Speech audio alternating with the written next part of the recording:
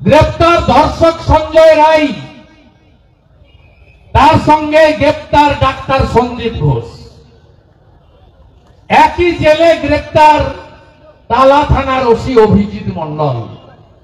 ভাবতে পারেন, আপনি আক্রান্ত হলে, আপনি অত্যাচারিত হলে কোথায় যাবেন? আপনি যাবেন থানাতে। আর থানার ওসিও জেলে, আরজি করের তৎকালীন মালিক সন্দীপ ঘোষও জেলে, আর ধর্ষকও জেলে। এ কোথাও পাবেন না ভূভারতে, পৃথিবীতেও কোথাও নেই। আপনি অবাক হয়ে যাবেন। সুপ্রিম কোর্টের প্রধান বিচারপতির বেঞ্চ বলছে, সিবিআই রিপোর্ট পড়ার পরে আমরা ডিস্টার্ব। তার মানে ওই রিপোর্টে কি আছে? একদিন না একদিন তো রিপোর্ট সামনে আসবে। বিএনএসএ তো তাই বিধান রেখেছেন মোদীজি। রিপোর্ট যেদিন সামনে আসবে সেদিন মমতা ব্যানার্জি চেয়ারে থাকতে পারবে না। আমি রাজ্যের বিরোধী দলনেতা, আমি আপনাদের বলি,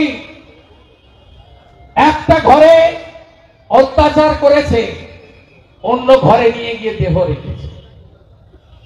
পোস্টমর্টমের পরে যে জামা কাপড় তার সঙ্গে দেওয়া হয়েছে সেটাও বদলে দেওয়া হয়েছে, ভিসেরা বদলেছে, রক্তের স্যাম্পল বদলেছে,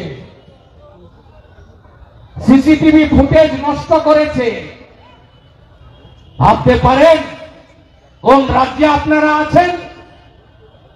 কে এই মুখ্যমন্ত্রী? তিনি তার মুখোশ আমি বিধানসভায় খুলেছিলাম যেদিন বিধানসভায় বিল এসেছিল। পাশ দিতে অত ছোট্ট ঘটনা, হাসখালি মেয়েটার সঙ্গে তো প্রেমের সম্পর্ক ছিল। কালিয়াগঞ্জ ওই মেয়েটা তো অন্তঃসত্ত্বা ছিল। এই ভাষাগুলো পশ্চিমবাংলার নারী শক্তি, মা, দিদি, বোন, এই মুখ্যমন্ত্রী আর তার দল তোলামূল চুরি, মদ, ধর্ষণ, বিয়ার লটারি ছাড়া আর কিছু জানে না। ক্ষমা করবেন, ঘাটাগুলো আজকে নিয়ে এসেছিলেন মিছিলে। বুঝিয়ে রাখুন, 26-এ হারাবো। আরে বলে বলে হারাবো, বলে বলে হারাবো। 21-এ হারিয়েছি নন্দীগ্রামে, তখন মাত্র কয়েক মাস সময় পেয়েছিলাম আমি বিজেপি। 5 বছর সময় পাচ্ছি, 4 বছর হয়ে গেছে, আরো 1 বছর আপনাদের নিয়েই হারাবো। এসেছিলেন উনি, কাঁথি শহরে হাঁটলেন, ভাইপো এলেন, তিনিও সভা করলেন, পিসি এলেন, তিনিও সভা করলেন হলদিয়াতে। অনেক সভা। কি বলল? অধিকারী মুক্ত পূর্ব মেদিনীপুর চাই। আর আপনারা পিসি ভাইপো মুক্ত পূর্ব মেদিনীপুর করেন। গান্ধী 50,000-এর কাছাকাছি ভোটে বিজেপি, তমলুকে অভিজিৎ গাঙ্গুলি এক্স জাস্টিস 80,000-এর কাছের ভোটে 16টা বিধানসভা, 15টাতে আমাদের লিড, পাশে এগরা 8,000 লিড। আমরা সাফ করে দিয়েছি এই অত্যাচারী চোর ধর্ষকদের পার্টিকে। আপনারা অনেক আগে সাফ করে দিয়েছেন। আমি আমার মা, বোন, দিদি তাদের কাছে বলবো, একটু ভাববেন তো, তার যদি বেদনা হয়, ব্যথা হয়, কষ্ট পায়, দুঃখ পায়, তার চোখ থেকে জল বেরোয়। আর আরজি করের ডাক্তার বোনটি, তাকে কি এমন যন্ত্রণা আর কষ্ট দেওয়া হয়েছে, তার চোখ থেকে জলের পরিবর্তে রক্ত বেরিয়েছে। এই জিনিস মেনে নেওয়া যায়? যায় না। আরেকটা কারণ, রামনগর বাজার, আরএসএ ময়দান, বালিশাই, দীঘা, এত জায়গা থাকতে থাকতে রামনগর পানিপাড়ুর রাস্তায় হাঁটলাম কেন? বেপালে কলেজ পাড়ায় এলাম কেন? তার কারণ হলো, নির্যাতিতার নাম আমি বলতে পারবো না। রামনগর কলেজের কাছে সামন্তদের মেস।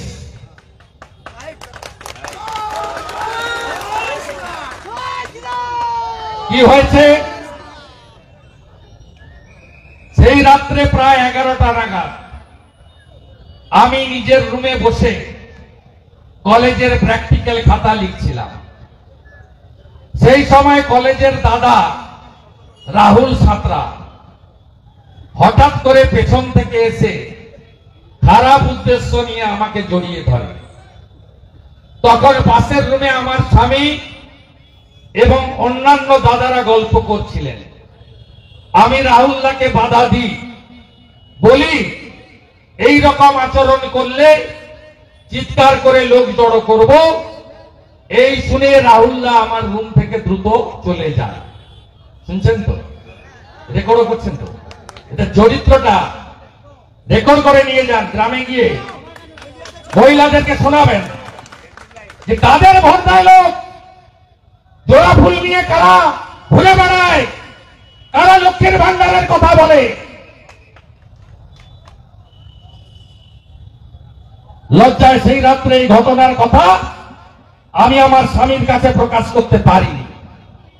পরের দিন রাত্রি 10টা নাগাদ কলেজের সিনিয়র দাদা প্রীতিশ বেরা, ডাক নাম সোনু, চন্দন পুলাই, রাজকুমার জানা, শতদল বেরা, রাহুল সাঁতরা, মেস মালিকের জামাই অপু জানা, কয়েকটা বিয়ার ও মদের বোতল সহ আমাদের রুমে আসে, বলে যে আজকে এখানে বসে খাওয়া দাওয়া হবে।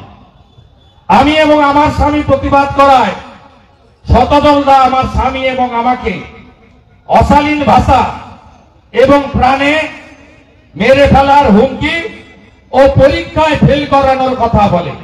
এই যে বলছে না মিডিয়াগুলো থ্রেট কালচার, এইটা হচ্ছে পরীক্ষায় ফেল করানোর কথা বলে।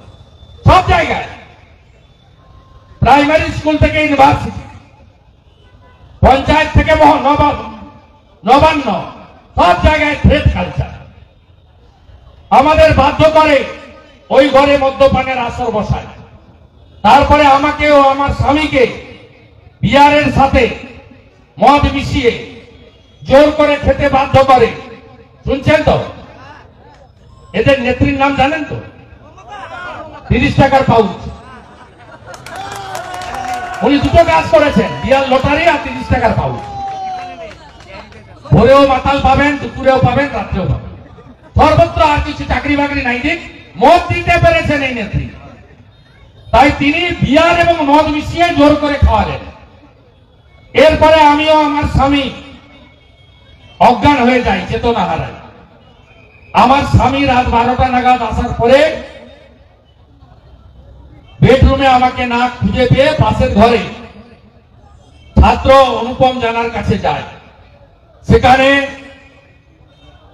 কলেজের আরেক ছাত্র আমাকে খুঁজে পাওয়া যাচ্ছে না, অবশেষে দুজনে গিয়ে মেসের বারান্দায় মদ্যপান করা দাদাদের মাঝে বিবস্ত্র অবস্থায় আমাকে দেখতে পায়। শুনছেন তো? আরজি করে না, কলেজ মোড়ে, থানা রামনগর, কোন অঞ্চল? পালদুই, নেপাল অঞ্চল। আবার রাত 3:30টা নাগাদ ওরা ফিরে এসে আমাদের রুমের দরজায় ধাক্কাধাক্কি করে হুমকি দেয়, এই ঘটনার কথা প্রকাশ করলে আমাদের দুজনকে প্রাণে মেরে ফেলা হবে। পরের দিন আমি অসুস্থ হয়ে পড়ি, সারা শরীরে আঁচড়ের দাগ, বক্ষে হাতে পায়ে ব্যথা, আমি দাঁড়াতে পারছিলাম না, বুকে ও গালে নখের দাগ, এবং প্রাইভেট পার্টস গোপনাঙ্গে রক্তক্ষরণ হয়। তারপর থেকে আমরা নেস ছাড়ার সিদ্ধান্ত নিই। এই পরিস্থিতিতে দাঁড়িয়ে আমরা আইনি ব্যবস্থা নেওয়ার সিদ্ধান্ত নিই। আজ সকাল 9টায় দেপাল গ্রাম পঞ্চায়েতে বারাঙ্গা গ্রামের জনৈক শেখ আব্বাস তার দুই সঙ্গী পানিপাড়ুল ব্রিজের উপরে আমার স্বামীকে ঘিরে রেখে আমাকে, আমার স্বামীকে ও আমার পরিবারের সকলকে মেরে ফেলার হুমকি দেয়। হলো অপারেটিং পার্টটা করে দিলাম। শুনলেন তো? রেকর্ড করলেন তো? দুটাকে ধরেছে চাপে, 5টা বাইরে। আমি আমার ওই ছাত্রী বোনকে বলবো, এই মামলা পশ্চিমবঙ্গ পুলিশের কাছ থেকে আপনি কোন সুরাহা পাবেন না। এখন আরজি কর জ্বলন্ত ইস্যু, আমরা মাঠে নেমেছি। হয়তো কিছুদিন আটকে রাখবে, পরে চার্জশিট থেকে নাম বাদ দিয়ে এরা পানিশমেন্ট পাবে না। তাই প্রয়োজন হলে উচ্চ আদালতের সাহায্য নিয়ে মমতা পুলিশের হাত থেকে এই মামলা কাড়িয়ে নিয়ে যাতে নিরপেক্ষ তদন্তকারী সংস্থার হাতে যায়, তার জন্য যদি আপনি আইনি লড়াই করতে চান, রাজ্যের বিরোধী দলনেতা হিসাবে আমি আপনাকে সাহায্য করব। আমি একটা পরামর্শ দিয়ে সভা শেষ করব। আমার মা বোন দিদিরা, তৃণমূলের লোকেরা অনেক কারণে বাড়ি বাড়ি যায়। দয়া করে মহিলারা বাড়িতে একা থাকলে দরজাটা খুলবেন না, জানলা দিয়ে কথা বলবেন। অনেক বাড়িতে লেখা থাকে কুকুর হইতে সাবধান। পারলে লিখে দিবেন চকখড়ি দিয়ে, আলকাতরা দিয়ে, বা একটু রং জোগাড় করে, ধর্ষকদের দল তৃণমূল হইতে সাবধান। জোটবাঁধন তৈরি হন। এখান থেকে কয়েক কিলোমিটার দূরে উড়িষ্যাতে জনগণ জয় জগন্নাথ করে দিয়েছে বিজেপি। এখানেও বিজেপিকে আনতে হবে। বলেছিলাম না, বিজেপি যেদিন সরকারে আসবে 3000 টাকা পাবেন। উড়িষ্যাতে মোহন মাঝির সরকার সুভদ্রা যোজনায় মহিলাদের বছরে 50,000 টাকা করে দেওয়ার কাজ শুরু করে দিয়েছে। ছত্তিশগড়ে 3100 টাকা কুইন্টাল ধান কেনে বিজেপি। রাজস্থানে 500 টাকায় গ্যাস দেয় বিজেপি। ছত্তিশগড়ে, রাজস্থানে 25 লক্ষ টাকা পর্যন্ত চিকিৎসা ফ্রি। বিজেপিকে আনুন, বেকার সমস্যার সমাধান, কৃষকদের অধিকার, শিল্প আনবো। হঠাৎ করে বলছে লুলু আর সেমিকন্ডাক্টর। শুনে রাখুন, লুলু কোম্পানি জীবনে এখানে আসবে না। কেরালাতে এসেছিল, সিবিআই তদন্ত হয়েছে, এখনো ইডি চলছে। লুলু আসবে না, মিথ্যে কথা বলছে মমতা ব্যানার্জি। সেমিকন্ডাক্টরের একটা অফিস কলকাতায় হচ্ছে, আর 2টো প্রোডাকশন প্ল্যান্ট হচ্ছে গুজরাটে আর আসামে। মমতা ব্যানার্জিকে সরান, কথা দিয়ে যাচ্ছি আমরা। মেধা অনুযায়ী কর্মসংস্থান এবং শিল্পের জোয়ার কি করে আনতে হয় ভারতীয় জনতা পার্টি করে দেখাবে। সর্বোপরি যোগী আদিত্যনাথজির মতো, হেমন্ত বিশ্ব শর্মার মতো নারী সুরক্ষা হবে আমাদের 1 নম্বর এজেন্ডা। আর যারা মা বোন দিদি কন্যাদের দিকে তাকাবে তাদেরকে রাম নাম সত্য হাই করে দেবো আমরা। সবাই ভালো থাকবে।